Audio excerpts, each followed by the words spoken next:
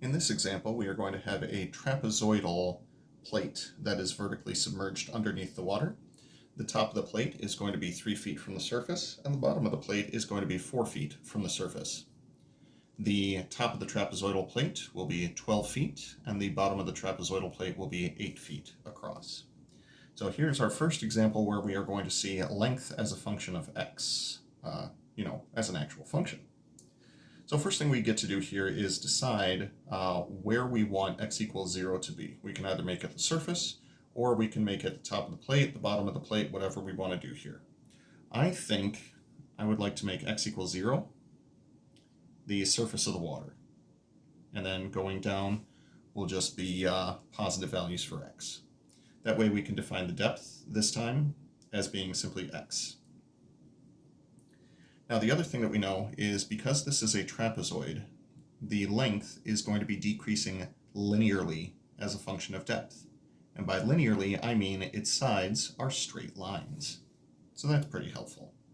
Now what this tells me is that when the depth is 3, the length is 12, and when the depth is 4, the length is 8. So this is x, L, x, L. What we're going to do is create a sort of an L equals mx plus b as far as this linear decrease is concerned. So L is equal to mx plus b. The slope is going to be the change in L over the change in x.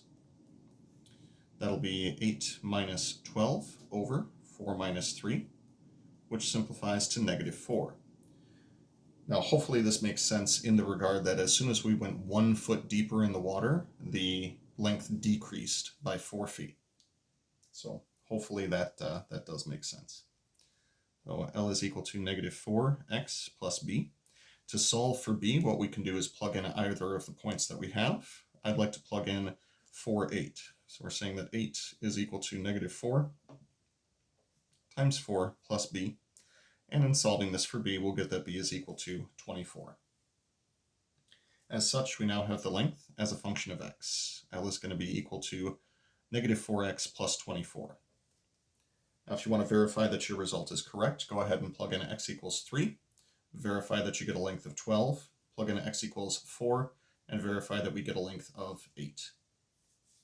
Now you'll notice that we are using imperial units on this one, hashtag America. Additionally, the closed interval that we have here is going to start at 3 and end at 4. As such, when we're setting up our integral that describes this, force is equal to, this will be the definite integral from a to b of, instead of rho times g, we'll see a delta for this one. And we'll have depth as a function of x times length as a function of x times our width, which is simply going to be a little delta x. Oh, sorry, that's infinitesimal now, dx. There we go. So our definite integral will go from 3 to 4. Delta, from a previous video, is 62.5 pounds per cubic foot. Depth as a function of x is simply going to be x.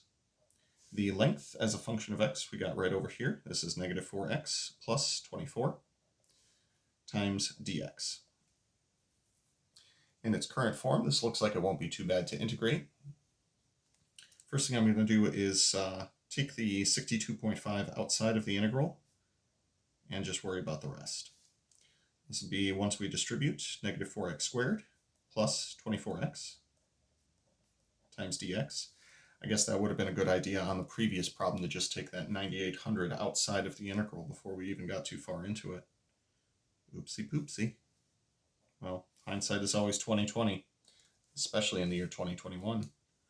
Oh, stop. Stop. This is terrible. How are you even employed? That's not even the integral. What are you even doing right now? Why don't you try that again while you're not focusing on dad jokes? Your cat would be disgusted with you. Cubed, and then 12x squared. Going from lower bound 3 to upper bound 4. Now here's where we are going to see just a little bit of a pain due to the fact that 4 cubed over 3 doesn't look that good, but 3 cubed over 3 does. So we'll call that 62.5 times negative 4/3 times 4 cubed plus 12 times 4 squared minus, plugging in our lower bound of 3, negative 4/3, times 3 cubed, plus 12 times 3 squared. I think that was the right number of brackets. At this point, I think I'm going to get the calculator to do some work for me. I'll do negative 4/3 times 4 to the power of 3 plus 12 times 4 squared. Math, enter, enter to call it a fraction. 62.5 times, from the first set of parentheses, I'm getting 320 over 3, minus, from the second set of parentheses, negative 4/3 times 3 to the power of 3 plus 12 times 3 squared. Second set of parentheses, I'm just getting 72.